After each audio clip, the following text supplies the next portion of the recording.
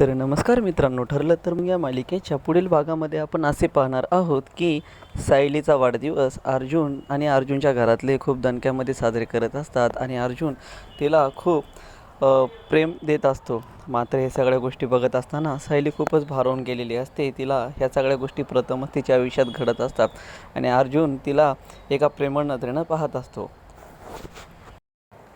त्यानंतर इकडं अर्जुन हा सायलीला बोलत असतो आणि तिला म्हणत असतो की मी जे आश्रमामध्ये आलो होतो ते काही तुमच्या पाठीमागं नव्हतं आलो. खरं तर मी तिथं काही पुरावे शोधण्यासाठी आलो होतो आणि कोर्टामध्ये जर मी हे सिद्ध केलं की साक्षी पार्टीतून 2 तास गायब होती तर केस आपल्या बाजूनच लागेल.